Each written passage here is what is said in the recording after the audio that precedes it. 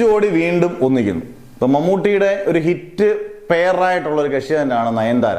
ഇപ്പം തസ്കരവീരനായാലും രാപ്പകലായാലും ഭാസ്കർ റാസ്കലായാലും പുതിയ നിയമമായാലും മമ്മൂട്ടിക്ക് ഏജ് വൈസും ഒക്കെ പറ്റുന്ന ഒരു നായിക തന്നെയാണ്. അത്യാവശ്യം ഇവരുടെ ഒരു 90% സിനിമകളും സൂപ്പർ ഹിറ്റാണ് താൻ.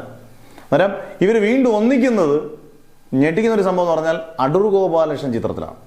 കാരണം അടൂർ ഗോപാലകൃഷ്ണൻ ചിത്രം എന്ന് പറയുമ്പോൾ നമ്മളെപ്പോഴും ഒരു ആർട്ട് ഫിലിമാണ്. നമ്മൾ സിനിമ അങ്ങനെ തരം ചെയ്യാൻ പാടില്ല എങ്കിൽ പോലും സ്ലോ പേസ് പടങ്ങളിലെ ഒരു പടമാണ് അടൂർ ഗോപാലകൃഷ്ണൻ. അടൂർ ഗോപാലകൃഷ്ണൻ്റെ ഇപ്പോഴത്തെ തീം എന്ന് പറയുന്നത് മിസ്റ്ററി ത്രില്ലറാണെന്നാണ് പറയുന്നത്. നയൻതാര നായികയാണെന്ന് പറയുന്നു. തൊടുപുഴയിലും എറണാകുളത്തുമാണ് ഷൂട്ടിംഗ്.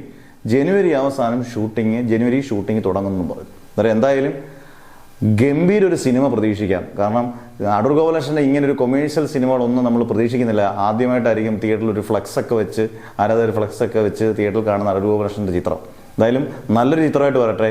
അടൂർ ഗോപാലകൃഷ്ണൻ എക്കാലത്തെയും മികച്ച ലോകോത്തര സംവിധായകനാണ്. അദ്ദേഹം അങ്ങനെ ഒരു കൊമേഴ്ഷ്യൽ വാല്യൂ ഒരു സിനിമ എടുത്തിട്ടില്ല.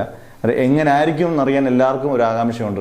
അടൂർ ഗോപാലകൃഷ്ണൻ മമ്മൂട്ടി ഒന്നിക്കുമോ? പക്ഷേ അവിടെ ഒരു വ്യത്യാസം, മമ്മൂട്ടിയും അടൂർ ഗോപാലകൃഷ്ണൻ ഒന്നിക്കുമ്പോൾ മാത്രമല്ല വിധേയനും മതിലുകളും ഒക്കെ അദ്ദേഹത്തിന് ദേശീയ അവാർഡ് നേടിത്തന്ന അടൂർ ഗോപാലകൃഷ്ണൻ ചിത്രങ്ങളാണ്. പക്ഷെ മമ്മൂട്ടി കമ്പനിയാണെന്നുള്ളതാണ്. എന്തെങ്കിലും വ്യത്യസ്തയില്ലാതെ മമ്മൂട്ടി കമ്പനി പ്രൊഡ്യൂസ് ചെയ്യത്തില്ലെന്നുള്ള പ്രതീക്ഷ പ്രേക്ഷകർക്കുണ്ട്. എന്തായാലും കാത്തിരിക്കുകയാണ്. അടുത്ത വർഷത്തെ മമ്മൂട്ടിയുടെ മെയിൻ പ്രോജക്റ്റുകളിലൊന്ന് ഇപ്പം തുടങ്ങാൻ പോകുന്ന അടൂർ ഗോപാലകൃഷ്ണൻ ചിത്രം തന്നെയാണ്.